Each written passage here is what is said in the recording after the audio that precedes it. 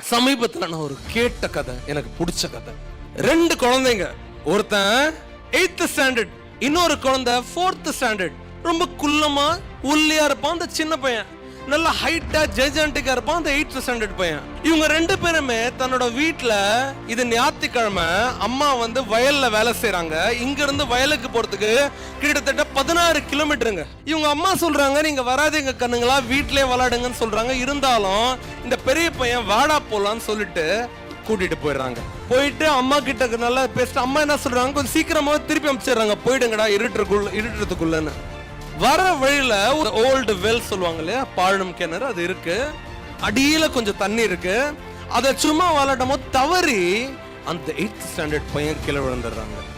குழந்தை கீழே விழுந்தா என்ன வலின்னு ஒரு அம்மா அப்பாவை தவிர யாருக்கும் தெரியாது. நான் உண்மையா இந்த நிமிஷம் சுஜித் ஓட அம்மா அப்பாக்காக கை தட்டணும்னு நினைக்கிறேன். இதை மேல வந்தாங்க இல்லையா, ஒரு குழந்தை கிணறுல விழுந்து அதை மீண்டும் கை தட்டலாமா ஜோரா?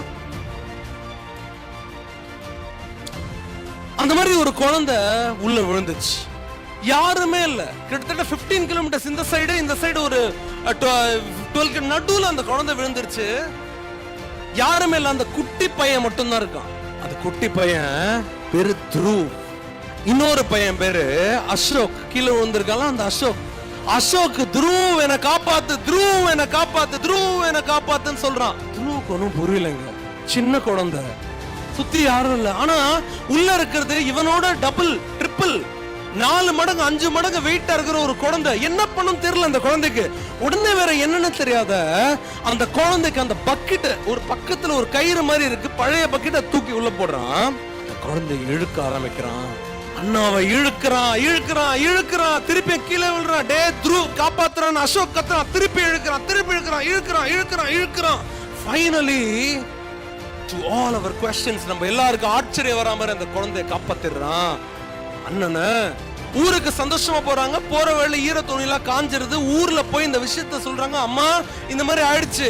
எப்படி இந்த குழந்தைய இவனால தூக்க முடியும்? இதான் எல்லாரோட பிரச்சனை. எப்படி தூக்க முடியும்? இவனோட வெயிட்டோட அவன் வெயிட் அதிகம். பழைய கயிறு, ஒரு பக்கெட், அவ்வளவு ஆழும் கிணறு, எத்தனையோ ஃபீட் அது. ஹவு? எப்படி? ஊர்ல ஒரு பெரியவர் மட்டும் அவங்கள நம்பினாரு. த்ருவ் சொல்றது உண்மைதான், அந்த சின்ன பையன் சொல்றது உண்மைதான், அவன் தூக்குனா. எப்படிங்க நடந்துச்சு? இந்த சீக்ரெட் யாருக்கா தெரியுமா? ஆன்சர்ஸ் ஆடியன்ஸ் வந்து ஜோரா வருதான்னு பார்க்கலாமா? ஸ்டூடெண்ட்ஸ் சொல்லலாம். எப்படி டீச்சர்ஸ்? முயற்சியா? ஓகே, வேற முயற்சி கண்டிப்பா இருந்துச்சு.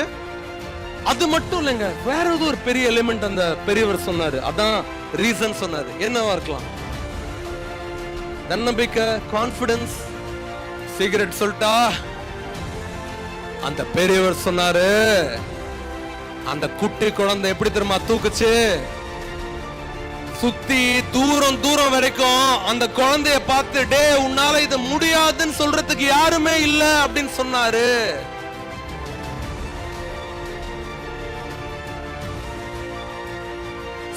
சுத்தி தூரம் பல கிலோமீட்டர்ஸ்க்கு யாருமே இல்ல. டே த்ருவ் உன்னால இது முடியாதுடா, விட்டுறான்னு யாருமே சொல்லல.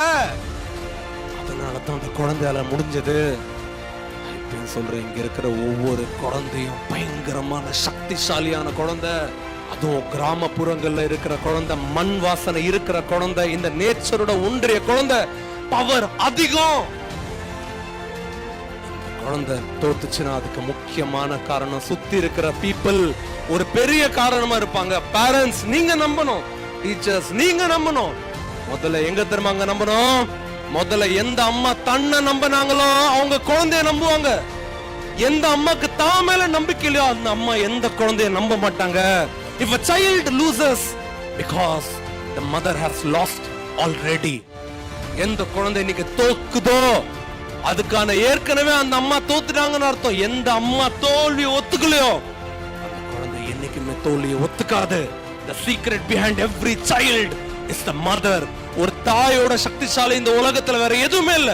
ஒரு தாய் நடக்கும், முடியும்டா சொல்லும், நடறான்னு சொன்னா காலு உடைஞ்ச குழந்தை எழுந்து நடக்கும். கேன்சர்ல சஃபர் பண்ற குழந்தை கூட கேன்சர்ல இருந்து வெளியே வரும்.